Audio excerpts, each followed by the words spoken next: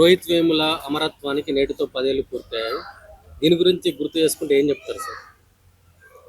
అంటే రోహిత్ వేముల అమరత్వం గుర్తొచ్చినప్పుడల్లా ఈ దేశంలో కుల వ్యవస్థ, కుల వివక్ష అనేది సమాజంలోనే లేదు, యూనివర్సిటీలలో ఉన్నది. అందులో సెంట్రల్ యూనివర్సిటీలలో ఇంకా ఎక్కువ ఉన్నది అనేది మనకు స్పష్టంగా అర్థమవుతుంది. ఎందుకంటే ఇవాళ సెంట్రల్ యూనివర్సిటీలన్నీ మీరు ఫ్యాకల్టీని తీసుకుంటే 95% ప్రొఫెసర్స్ ఆర్ ఫ్రమ్ ది ఆధిపత్య కులాల నుంచి ఉన్నారు. సో ఆ ఆధిపత్య కులాల నుంచి వచ్చిన వాళ్ళు ఒకవైపు, ఇంకొక వైపు ఏంటంటే ఇవాళ క్లాస్ రూమ్ కూడా మారిపోయింది. రోహిత్ వచ్చే వరకు, రోహిత్తో పాటు ఆ క్లాస్ రూమ్లో ఒకప్పుడు ఓన్లీ అగ్రకులాల వాళ్ళు ఉండేవాళ్ళు. అగ్రకులాలు అనొద్దు, ఆధిపత్య కులాలు వాళ్ళు మాత్రమే ఉండేవాళ్ళు. ఇంకొకప్పుడు అయితే అగ్రకులాలలో స్త్రీలు ఉండేవాళ్ళు కాదు. 19th సెంచరీ బిగినింగ్లోనైతే ఎవరు యూనివర్సిటీ అంటే బ్రాహ్మిన్, తర్వాత పట్టణాలలో ఉండేవాళ్ళు పురుషులు. ఇప్పుడు దళితులు, గ్రామాల నుంచి వచ్చిన వాళ్ళు స్త్రీలు. ఈ కాంపోజిషన్ మారే వరకు ఏంటంటే టీచర్లు, అడ్మినిస్ట్రేటర్స్ ఏమో అప్పర్ కాస్ట్ వల్ల అయిపోయింది, ఆధిపత్య కులాల వల్ల అయిపోయింది. వీళ్ళ ఎంట్రన్స్ పెరుగుతూ వచ్చింది, 15% రిజర్వేషన్లే పెరుగుతూ వచ్చింది. వచ్చినప్పుడు ఏంటంటే ఇక కుల అణిచివేత మొదలైంది యూనివర్సిటీలలో. ఆ కుల అణిచివేతకు వ్యతిరేకంగా ఈ దేశంలో కుల వ్యవస్థ సమాజంలోనే కాదు, జ్ఞాన రంగంలో ఎప్పటి నుంచో ఉంది ఈ దేశంలో. అది ఇక్కడ కొనసాగుతుంది అని చెప్పటానికి ఆయన అమరత్వం అనేది మనకు గుర్తు చేస్తూ ఉంటుంది రిపీటెడ్గా. సో ఇంకా కొనసాగుతుందా సార్ ఈ ఈ కుల అసమానతలు అనేవి? కొనసాగుతుంది. యాక్చువల్గా ఏంటంటే నీకు కులాలు, కుల వ్యవస్థ, కుల నిర్మూలన, అందుకే అంబేద్కర్ జరగాలంటాడు కదా. కుల నిర్మూలన జరగలే. జరగకుండా ఏమైంది? ఇప్పుడు కులాలే కాదు, ఉపకులాలలో ఇంకా ఉపకులాలు ప్రోత్సహిస్తుంది. ఎందుకంటే బ్రాహ్మణిజం అంటేనే విడగొట్టడం, కులాలుగా విలగొట్టడం, ఉపకులాలుగా విలగొట్టడం. ఎందుకంటే కలిసిందనుకో ప్రాబ్లం అవుతుంది. కాబట్టి అలా ఉంచి కులతత్వాన్ని రెచ్చగొట్టాలి. కులతత్వాన్ని రెచ్చగొట్టడం అనేది ఇప్పుడు జరుగుతుంది. కాబట్టి అటు యూనివర్సిటీలలో ఇప్పటికి జరుగుతుంది, ఇటు సమాజంలో ఇప్పుడు ఎన్నో హత్యలు, కుల దురహంకార హత్యలు జరుగుతున్నాయి. అది ఏం మనకు తెలియజేస్తుందంటే కులతత్వము, కుల వ్యవస్థ, కుల వివక్ష ఇంకా పెరుగుతుంది. పెరగడమే కాదు, అది హింసాత్మకంగా మారుతుంది అనేది మనకు తెలియజేస్తుంది. ఈ కులాలను విడగొట్టడం వల్ల నష్టం కింది కులాలకైనా సార్, మీది కులాలకు కూడా మేము నష్టం ఉంటుంది? మీది కులాలకు ఏం నష్టం ఉంటుంది? వాళ్ళు పాలించే వాళ్ళు. ఇప్పుడు పాలించేవానికి ఏంటంటే కులాలుగా విడిపోతేనే మంచిది అందరూ. అందులో ఇంకా కింది కులాలు ఎక్కువ విడిపోతే ఇంకా ఎక్కువ మంచిది. వాళ్ళకేం ప్రాబ్లం, వాళ్ళకు ప్రయోజనం ఉంది కాబట్టి ఇలా చేస్తున్నారు. కాబట్టి ఏంటంటే కుల నిర్మూలన ఉద్యమం అనేది ఇవాళ అణగారిన కులాలను, అణగారిన వర్గాలను కలుపుతూ ఈ ఉద్యమం జరగాలి. ఎందుకంటే ఇంకా కుల వ్యవస్థ ఇంకా పెరుగుతుంది. మీరు చూశారు కదా ఎన్ని మొన్ననే అక్కడ ఏంది లావణ్య ఆత్మహత్య చేసుకున్నది. ఇప్పుడు మేము ఆ జగిత్యాలలో ఒకటి పోయినాం. వాళ్ళకు న్యాయం జరగకుండానే అరెస్ట్ చేసిండ్రు, కొన్ని రోజులు ఉంచిండ్రు, విడిచిపెట్టిండ్రు. ఆడేదో ఒక జరిగింది కాబట్టి ఏదో సగం డబ్బులు ఇచ్చిండ్రు, ఏదో సగం డబ్బులు కూడా ఇవ్వలే. ఎవరు దానికి బాధ్యత? అంటే సమాజం అంతా ఊరుకుంది, స్టేట్ అంతా ఊరుకుంది, ప్రభుత్వం ఊరుకుంటుంది. సో కాబట్టి ఏంటంటే ఈ కులతత్వం అనేది ఇంకా పెరుగుతుంది. ఇది పీడిత కులాలకు అసలు సఫర్ అయ్యేదే వాళ్ళు.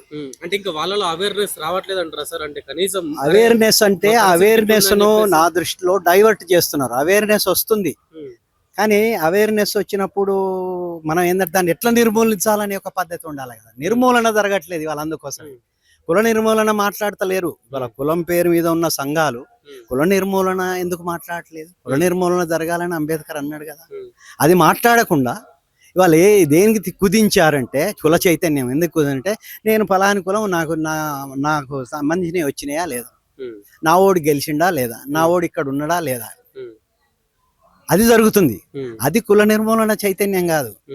నావాడు ఉండడంతో పాటు కుల వ్యవస్థకు వ్యతిరేకంగా పోరాడుతున్నాడా, లేకపోతే అగ్రకులాలకు తొత్తు అవుతున్నాడా, ఇంత ముందుకు ప్రొఫెసర్ గారు చెప్పినట్టు కూడా కొంతమంది అంబేద్కర్ వాదాన్ని చేతిలో పెట్టుకొని రాజకీయ పబ్బం గడుపుతున్నారు కదా. అవును, రాజకీయ పబ్బమే అది. ఇప్పుడు నేను ఒక యూనివర్సిటీలో ఉండి ఉమ్, ఏంటంటే దళిత విద్యార్థులకు వ్యతిరేకంగా ఉమ్, నేను నాకేదో పోస్ట్ వస్తుందనో ప్రొఫెసర్ వస్తుందనో పోయి వాళ్ళ చేతిలో చేరి వాళ్ళు చెప్పినట్టు విన్నాం అనుకో, ఏంటది? ఉమ్, ఏం ఏం చైతన్యం అది? కాబట్టి ఏంటంటే కుల నిర్మూలన చైతన్యం ఉన్న వాళ్ళు, ఉమ్, ఆ ఉద్యమము ఆ దృక్పథం ఉన్న వాళ్ళు పెరిగినప్పుడే కుల నిర్మూలన ఉద్యమం జరుగుతుంది. లేకపోతే ఏమవుతుందంటే ఆడికి పోయి పాలేర్లు తయారవుతారు.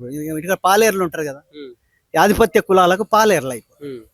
పాలేర్లు ఇప్పటికీ పాలేర్లు ఎక్కువైంది కాబట్టి ఈ సమస్య కదా. ఉమ్, పాలేర్లు ఎక్కువైపోయినారు యూనివర్సిటీలలో కూడా అవుతాను కాబట్టి మనకి ఈ సమస్య వస్తుంది. లేకపోతే ఎప్పుడో పోయేది. ఉమ్, వాళ్ళని ఎందుకంటే వాళ్ళు కూడా ఏంటంటే మెజారిటీ వాళ్ళు ఉన్నారు కాబట్టి తట్టుకోలేక.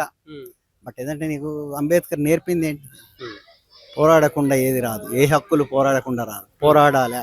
ఆయన మొత్తం విడిచిపెట్టుకొని వచ్చాడు కదా, నోబెల్ ప్రైజ్ వచ్చేది, పెద్ద ప్రొఫెసర్ అయిపోయాడు ఆక్స్ఫర్డ్ కేంబ్రిడ్జ్లో. ఎందుకు వచ్చాడు ఇక్కడికి మళ్ళా? ఉమ్, ఆ రకమైన ఒక ఉమ్, ఒక కమిట్మెంట్, ఉమ్, ఒక సంకల్పం, ఒక ధైర్య సాహసాలు, ఉమ్, ఆ రకమైన జ్ఞానం సంపాదించమనే దృక్పథం లేదు కాబట్టి ఉమ్. ఇట్లా జరుగుతుంది. అంటే అంబేద్కర్ వాదాన్ని తొక్కే ప్రయత్నం ఏమైనా జరుగుతుందంటారా ఇక్కడ? ఇది తొక్కడం అంటే ఇదే, అంబేద్కర్ పేరు పెట్టడం, అంబేద్కర్కు అది కట్టించడము, పెద్ద స్టాచ్యూ కట్టడం. ఉమ్, పెద్ద స్టాచ్యూ ఉన్నది, ఆయన రచనలు ఎక్కడ నువ్వు చేసినావు? ఉమ్. నువ్వు రాష్ట్ర వ్యాపితంగా కనీసం బుక్లెట్స్ వేసి పంపినావా? అంటే ఇప్పుడు ఇటు మన లెక్క ప్రకారంగా చూసుకుంటే సార్, ఆ. ఇటు బీజేపీ అయినా ఇటు బీఆర్ఎస్ All అయినా ఇటు parties. కాంగ్రెస్ అయినా అందరూ All అంబేద్కర్ parties. గౌరవం ఇస్తున్నారు కదా. అంతే, గౌరవం ఇస్తున్నారు కానీ ఆయన ఆలోచనలు నేర్పుతలేవు కదా నువ్వు. నువ్వు ఇంత పెద్ద శుభం కట్టినాం Statue కట్టాం. నేనా, దానికి వ్యతిరేకం కాదు, కట్టడం మంచిదే, చేయాలి. ఉమ్, ఆయన రచనలు ఉమ్, నువ్వు పబ్లిష్ చేసి ఊరికి ఎందుకు పంచలే? ఊళ్ళో లైబ్రరీలు ఎందుకు పెట్టలే? ఉమ్,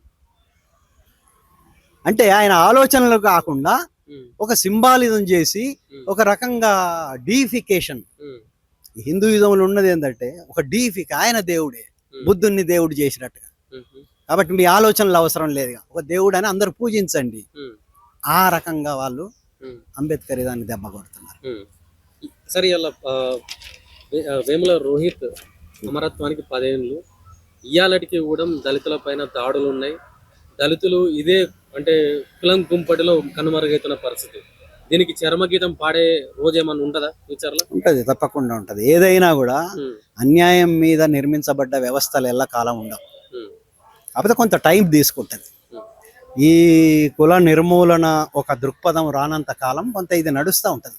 కానీ కుల నిర్మూలన దృక్పథం రోహిత్ కల్పించాడు. ఉమ్, తర్వాత ఇవాళ యూనివర్సిటీలో ఎక్కడికి పోయినా కూడా ఈ రోజు మీరు ప్రపంచవ్యాప్తంగా రోహిత్ గురించి మాట్లాడుకుంటున్నారు. ఒక కుల నిర్మూలన చైతన్యం అది. సో యూనివర్సిటీలలో వస్తుంది, సమాజంలో కూడా వస్తుంది, మిగతా ప్రజా సంఘాలు కూడా ఆలోచిస్తున్నాయి. కాబట్టి తప్పకుండా ఈ దేశంలో, అందుకే అంబేద్కర్ అంటే కులం పునాదుల మీద ఏమి నిర్మించలేరు మీరు. ఒక జాతిని, ఒక నీతిని ఏది నిర్మించలేరు. తప్పకుండా ఈ కుల నిర్మూలన జరుగుతుంది. దానికి మనం అందరము కృషి చేయవలసిన అవసరం ఉన్నది. కుల అసమానత నిర్మూల పోరాట సమితి, నేను రాష్ట్ర అధ్యక్షురాలు గన్నారపు సరోజన. రోహిత్ యముల గారు చనిపోయి 10 సంవత్సరాలు అవుతుంది. ఆయన గురించి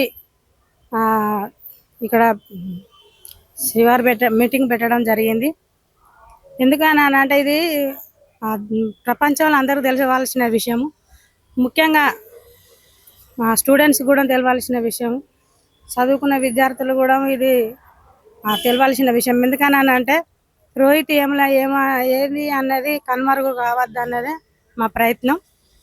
ఎందుకంటే అంత గొప్ప వ్యక్తి ఆయన, ఆయన నిజంగా బతుకుంటే ఒక శాస్త్రవేత్త, ఆయన గొప్ప మేధావి. ఆయన అలాంటి వ్యక్తి చనిపోవడం మాకు చాలా బాధ. ఇప్పుడు కులాలు లేవనుకుంటానే కులాలతోనే ఇవన్నీ జరుగుతున్నాయి. కాలేజీలో ఒకప్పుడు రాజకీయం లేకుండా మంచిగా ఉండేటి కాలేజీలు. ఈ రోజులలో కాలేజీలన్నీ ధ్వంసం చేయడానికి రాజకీయ పార్టీలు చేయబట్టి పిల్లలను ఆగం చేయడం, వాళ్ళకు మంచి లేకుండా అంటే మంచి వాళ్ళు చేయాలనుకున్న వాళ్ళను వాళ్ళ మీద కేసులు పెట్టడము, లేదంటే ఏదో ఒకటి చేసి వాళ్ళను చంపడము, కేసులు పెట్టడము జరుగుతుంది. మిగతా వాళ్ళకు బానిసలుగా మారుతారు. అందుకనే ఈ కాలేజీలలో కానీ స్కూళ్ళల్లో కానీ సార్లు కూడా తక్కువ మంది అవడం జరుగుతుంది. స్కూళ్ళల్లో కూడా చాలా మంది పిల్లలు ఆగమయ్యే పరిస్థితులు కూడా ఉన్నాయి. ఇవన్నీ ఖండించడానికే మేము ఇది బయటికి తీసుకురావడం జరిగింది. మన కులం లేదని మనం అనుకునేటందుకు లేదు. ఎందుకనంటే ఇప్పుడు ఆ, ఒక ఒక ఏ కులమైనా కానీ ప్రేమించి పెళ్లి చేసుకుంటే వాళ్ళని చంపడం జరుగుతుంది. ఇప్పుడు ఒక్కరు కాదు, ఎంతో మంది ఒక 150 మందిని హత్యలు జరిగినాయి. అదే కాదు, మన మళ్ళా ఇవే పోను కులాలు చేయబట్టి వాళ్ళు ఏ దేవుని నమ్మినా ఈ దేవుని నమ్ము ఆ దేవుని నమ్మమని వాళ్ళను కించపరచడం, వాళ్ళని కొట్టడం జరుగుతుంది. ఇలాంటి వాళ్ళకు ఒక చట్టం ఖచ్చితంగా మన రేవు దేవులకు ఎట్లా చట్టం తీసుకొస్తున్నామో అదే విధానంగా ఎవరినైనా కూడా ఈ దేవునికి మొక్కు ఆ దేవునికి మొక్కు అనేటోళ్ళకు కూడా ఖచ్చితంగా శిక్షలు పడే చట్టాన్ని తీసుకురావాలని నేను అనుకుంటాను. ఈ రోహిత్ వేములకు మాత్రం ఖచ్చితంగా ఎస్టీ కేసు కనుక ఎట్లా వచ్చిందో ఈయనకు రోహిత్ వేములకు కూడా అలాంటి చట్టం రావాలని నేను ప్రజలందరినీ అడుగుతానా. ఖచ్చితంగా ఇది రోహిత్ వేములకు చట్టం రావాలన్నదే మా డిమాండ్.